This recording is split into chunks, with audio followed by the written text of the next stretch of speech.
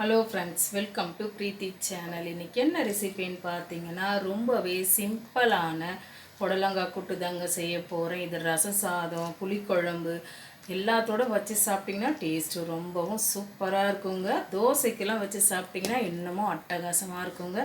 வாங்க இந்த புடலங்காய் கூட்டை எப்படி செய்யலான்றதை பார்த்துடலாம்.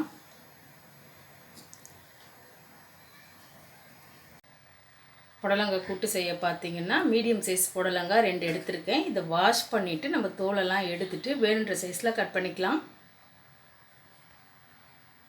அடுத்ததாக புடலங்காய் கூட்டுக்கு பார்த்தீங்கன்னா 100 கிராம் அளவுக்கு கடலப்பருப்பை தண்ணியில் போட்டு வச்சுருக்கேன். இதை வாஷ் பண்ணிவிட்டு 2 விசில் வச்சு எடுத்துக்கலாம். குக்கரை க்ளோஸ் பண்ணியாச்சு. நம்ம ஸ்டவ் ஆன் பண்ணி வச்சுக்கலாம்.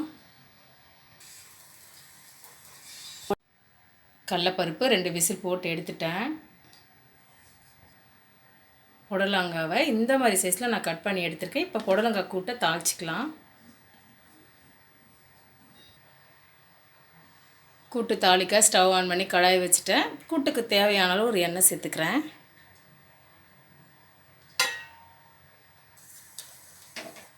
எண்ணெய் சூடாகிடுச்சு. 1/2 ஸ்பூன் அளவுக்கு கடுகு உளுத்தம் பருப்பு சேர்த்துக்கிறேன். கடுகு பொரிஞ்சு வந்த பிறகு கொஞ்சமாக சீரகம் சேர்த்துக்கலாம்.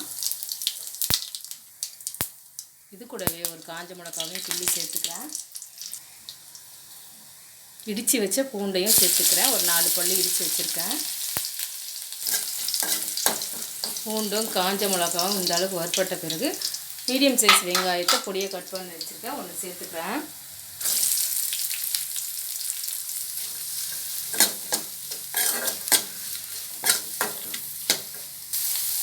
இது கூடவே ஃப்ரெஷ்ஷான கருவேப்பிலையை சேர்த்துக்கலாம். நான் வாஷ் பண்ணிவிட்டு சேர்த்துருக்கேன். இது கூடவே 2 பச்சை மிளகாவையும் கட் பண்ணி சேர்த்துருக்கேன்.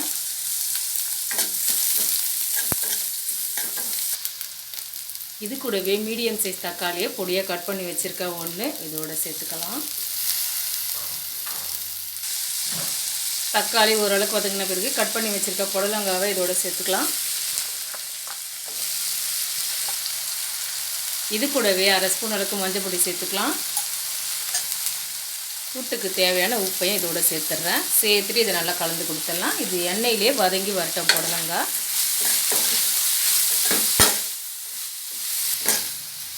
புடலங்காய் வேகிறதுக்கு அதிக நேரம் எடுக்காது. கொஞ்ச நேரத்துலேயே வெந்துடும். எண்ணெயிலே ஃபஸ்ட்டு நல்லா வதங்கி வரட்டும்.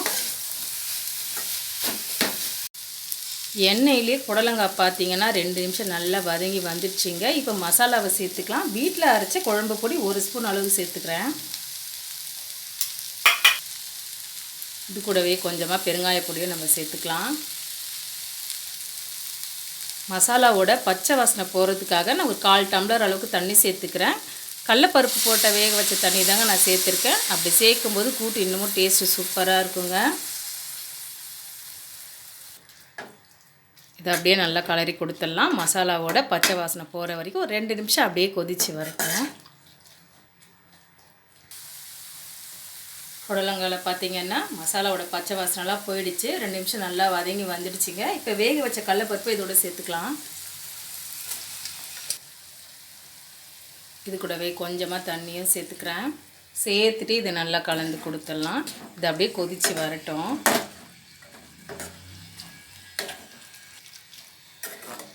இந்த டைமில் உப்பு காரம் எல்லாத்தையும் நம்ம செக் பண்ணிக்கலாம். உப்பு பார்த்திங்கன்னா கம்மியாக தான் இருக்குது. காரம் எல்லாம் கரெக்டாக இருக்குது.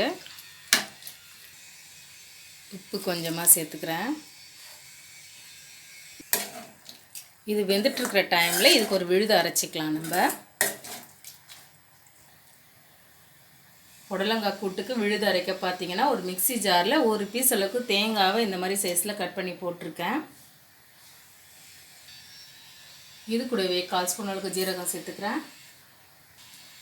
1/4 ஸ்பூன் அளவுக்கு சோம்பையும் சேர்த்துட்டு இதை குறைன்னு அரைச்சி எடுத்துக்கலாம். கொஞ்சமாக தண்ணி விட்டு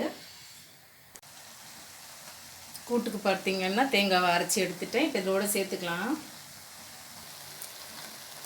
கூட்டு பார்த்திங்கன்னா 2 நிமிஷம் கொதித்து நல்லா ரெடி ஆகிடுச்சு. இப்போ அரைச்சி வச்ச விழுது இதோட சேர்த்துட்றேன்.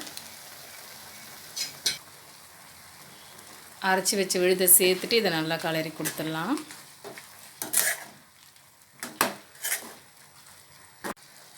புடலங்காய் கூட்டு பார்த்தீங்கன்னா தேங்காய் ஊற்றி ஒரு நிமிஷம் அப்படி கொதிச்சா போதுங்க. இந்த டைமில் நம்ம ஸ்டவ்வை ஆஃப் பண்ணிக்கலாம். இதுக்கு மேலே கொஞ்சமாக நம்ம கொத்தமல்லியை தூவிக்கலாங்க. அவ்வளோதாங்க, ரொம்பவே சிம்பிளான புடலங்காய் கூட்டு ரெடி பண்ணியாச்சு. இது சுட சாதத்தோடு போட்டு சாப்பிட்டிங்கன்னா ரொம்பவே சூப்பராக இருக்குங்க. தோசையோடு வச்சு சாப்பிட்டோம்னா ரொம்பவும் சூப்பராக இருக்குங்க. உங்களுக்கு பிடிச்சிருந்தா லைக் பண்ணுங்கள், ஷேர் பண்ணுங்கள், சப்ஸ்கிரைப் பண்ணிக்கோங்க. தேங்க்ஸ் ஃபார் வாட்சிங்.